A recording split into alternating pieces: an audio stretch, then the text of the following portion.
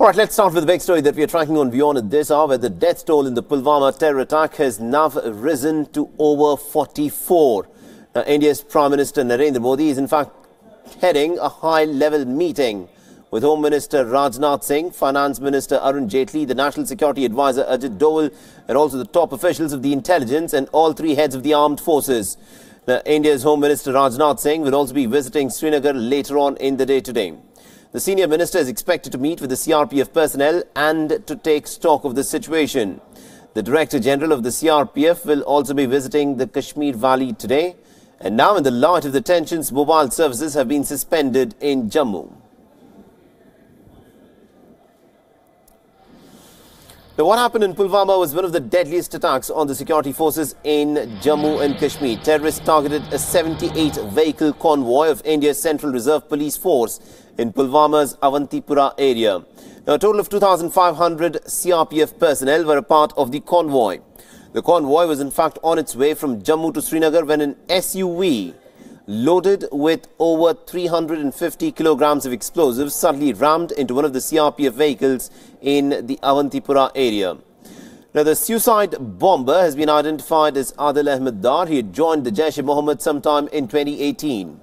Now, the terrorists have also released a video of him, but we've decided not to broadcast the video as it is being used by the terrorists for propaganda. Now, the attack of the CRPF convoy was worse than the 2016 Uri attack, in which 18 soldiers had been killed. The Jammu and Kashmir has not witnessed a major terror attack since then, but the numbers are staggering. The attack on the CRPF convoy was worse than the 2016 Uri attack, in which 18 soldiers had been killed. And this, of course, is an extreme cause of concerns. And in 2018, remember, there were a total of 587 terror-related incidents. In the year 2017, there had been 329 incidents, and the year before that, there were 322 terror-related incidents. All right, now for more on this, we are joined in by my colleague Ishan Wani, who's joining us live from Srinagar. Good morning to you, Ishan. Now, this is a dastardly attack that has taken place, the worst terror attack on Indian armed forces in over 2 decades. Now, what is this situation like on the ground? We expect the Home Minister, Rajnath Singh, to also be visiting there. And also the DG of the CRPF is also expected to come and meet with the Jawans. Give us a sense of what the security and also the mood is like in the Kashmir Valley today.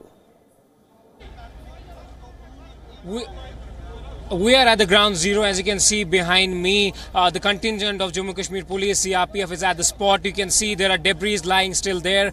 A forensic team just a couple of minutes back took some forensic evidences from the spot. The CRPF Jawans have been deployed here in strength to deal with the situation.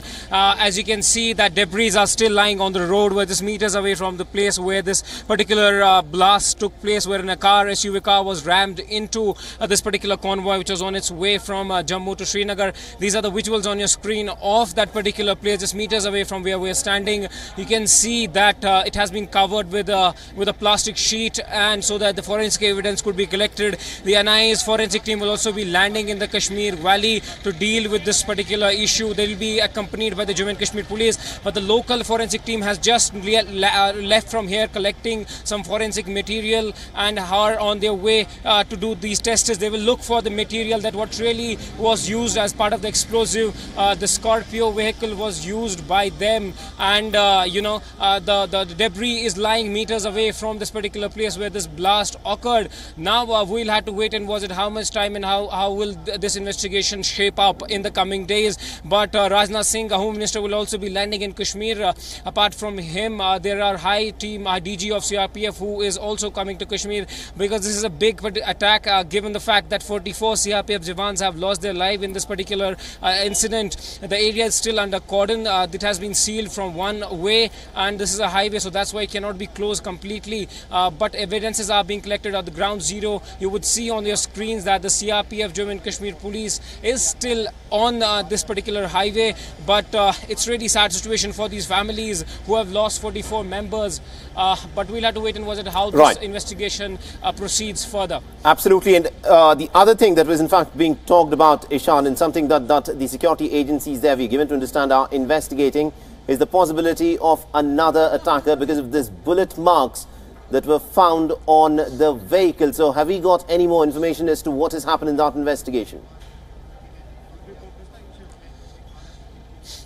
Well, yes, these things will come up in the investigation, as one factor is that were the bullets fired by the CRPF Jawans, because that is an SOP, so as to figure out if there are any more militants who are hiding in the area. But that's for an investigation to look into, and that will be clear once the investigation is over, that were the bullets fired by any militants who were hiding at this particular place, or were there just fires shot by the CRPF Jawans to know whether there are any militants in this particular way. But look at this way. This is a highway which connects Kashmir from rest of the world, and this has been closed for several days. 2,500 Jawans were part of that huge convoy which was on its way. It has time and time again come under attack, particularly in this particular stretch of the road. So since then the mobile bunkers were constructed on the highway, and despite that this particular attack has taken place. Although reportedly there was a QRT team was also part of that particular convoy which was on its way. But right now the NIA team will further elaborate on this and know the facts, because they are going to collect the evidences from the ground zero. We're waiting for them to arrive at the scene, but the scene is still closed for the people, and the way there are debris lying around the meters away from that particular place where the blast has taken place. Absolutely. Now in Uri it was an army base that in fact had been attacked, but this is a convoy. Now, quite clearly, there was a failure in sanitizing the area at a time when such a large convoy of our CRPF Jawans was in fact moving. How is the administration dealing with this? What went wrong? Well, firstly, there was an intel note which said that there could be IED blast that could happen on this way. So that's why, ROPs were asked to sanitize the area, given the fact there could be IEDs. But this is a different sort of an attack, and it cannot be averted since it was a Fidayeen attack, a suicide attack. It's difficult to avert these attacks. Had it been IED, it may have been cleared, as has been the case by the security forces who sanitize that particular area, because ROPs are specialized with these equipments who sanitize that particular area, look for any IEDs if there are any lying around that particular roads, which has been a sort of a tradition by these militants who hide these IDs around that particular road, so that when the convoy passes they blast it off, or if there is any ROP passing they attack them. But this is not a standard attack. This is something which is huge. It carried out in an SUV driven by a local resident called Adil from Pulwama district, and Jaish has claimed the responsibility of the attack. Jaish is known for carrying out this deadly attack, but the administration, including the governor, has made it clear that this is being carried by the Jaish-e-Mohammed, which is backed by the Pakistan and is there in the Pakistan. So that is something which administration is dealing with. Now they are waiting actually for the NIA to carry out the investigation further. But the scene here are really grim. It's the debris are lying meters away from that particular place. There was a debris which was lying around 300 to 400 meters away from that particular place.